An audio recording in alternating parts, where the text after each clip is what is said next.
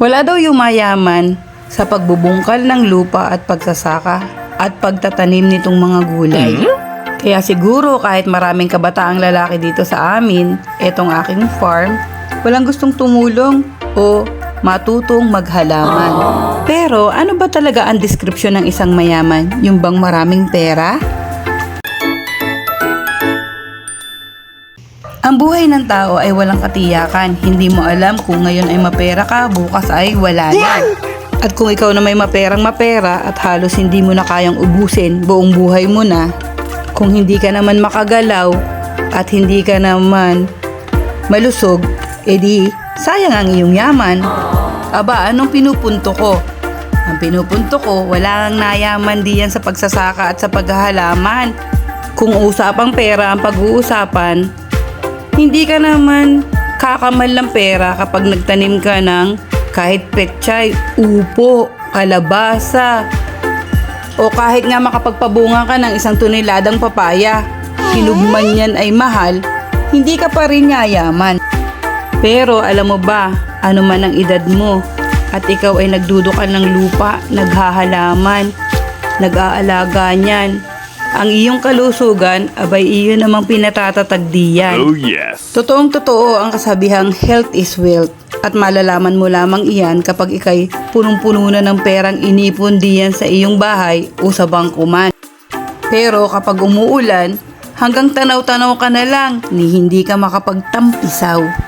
Kaya kung nasa dapit hapon ka na ng iyong buhay tapos wala ka pa ring naipundar o naipon man lang, tanungin mo yung sarili mo, malusog ka ba at hindi ka nauospital? Kung ganon, lumuhod ka na dyan at magpasalamat ka sa may kapal. Dahil ikaw ay consider na isang mayaman. Wow! At simulan mo nang i-enjoy ang maliliit na bagay na nagpapasaya sa'yo.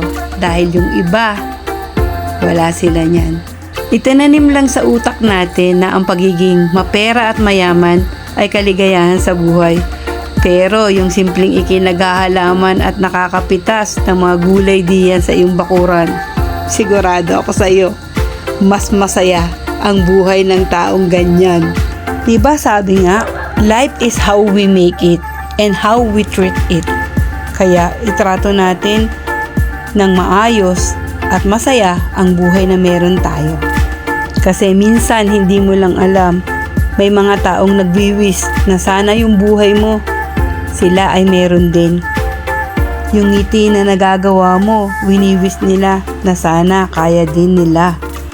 Kaya starting today, after na mapanood mo itong aking vlog at itong aking simpleng pamamasyal dito sa aking maliit na garden at sinimulan kong farm, pipiliin mo na ang maging masaya at maging kontento sa buhay na meron ka.